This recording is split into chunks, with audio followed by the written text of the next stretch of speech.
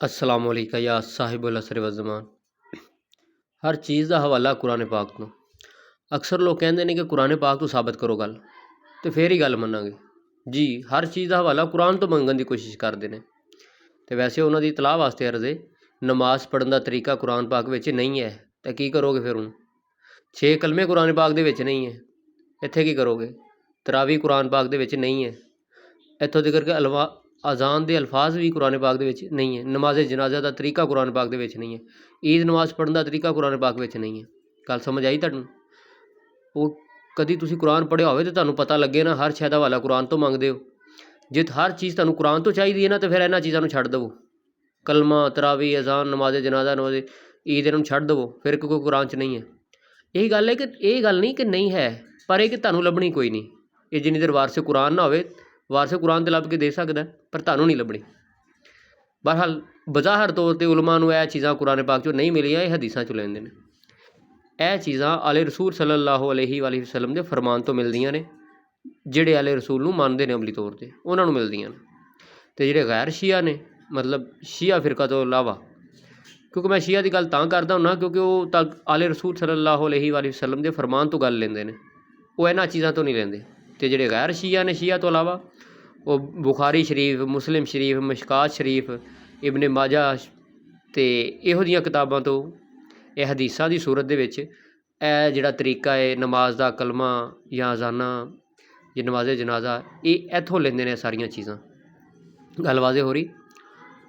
तो आले रसूल सल्लल्लाहु अलैहि वसल्लम नूं मनण वाले ते हदीसे सकलैन नूं अमली तौर पर मनण वाले जिहड़े ने, वो तमाम चीज़ां मौला अली अलैहिस्सलाम तो लैके इमाम हसन अस्करी तक, यानी कि आले रसूल सल्लल्लाहु अलैहि वसल्लम के फरमान मुबारक तो लैंदे ने, जिन्हां दे विच कुछ मुख्तलिफ किताबां ने, जिवें बिहारुल अनवार, कोकब दुरी, नहजुल बलागा, वलायतनामा, इस तरह दीयां होर भी जिहड़ियां फिका दीयां किताबां ने, उत्थों ये गल्लां लैंदे ने। यानी कि जिहड़ी भी फिका दी किताब है जिंदे विच फरमान अहले बैत तो है, उन्हां कोलों यह चीज़ां लैंदे ने, जबकि ये कुरान पाक दे विच वाज़े तौर पर मौजूद नहीं है। तो फिर गल वही है कि इहदा मतलब ये नहीं कि कुरान पाक च नहीं है, कुरान पाक च हर चीज़ है। एक बंदा आया ना, वो मौला अली अलैहिस्सलाम को आके कहन लगा, सरकार मैं सुनिया तुसीं कहंदे हो तुहाडा अकीदा है कि 1.25 लाख अंबिया आए ने। फरमाया बिल्कुल आए ने। तो कहंदा कुरान दे विच सिर्फ 5 या 30 का जिक्र है, बाकी नबी विखाओ कित्थे है, बाकी नबी विखाओ कित्थे है? 1.25 लाख नबियां का जिक्र। फरमाया मैं तेनों दिखाना है, वो सामने जा निम का दरख्त ही जा, उतों एक निम की जी नबोली वो लैके आ। वो निम की नबोली लैके आया, तो जो आया आपने फरमाया तेरा अकीदा है कि इहदे विच एक पूरा दरख्त बंद है? कहना हाँ पूरा दरख्त बंद है। फरमाया जे इस नबोली दे विच दरख्त बंद है तो मैनू दरख्त विखा। क्या लगा एवें तो नहीं ना हो सकता, जिन्नी देर इन्हूं मैं मिट्टी दे विच दफन नहीं करांगा, फिर ये पौधा निकलेगा, फिर जवान होएगा, उन्नी देर नहीं ये काम हो सकता। आपने फरमाया जिन्नी देर नबोली नूं तू मट्टी दे हवाले नहीं करदा, वो तेनों दरख्त नहीं विखाण लगी, जिन्नी देर तू अपने आप नूं साडे हवाले नहीं करदा, तेनों नबी किवें नज़र आ जाण?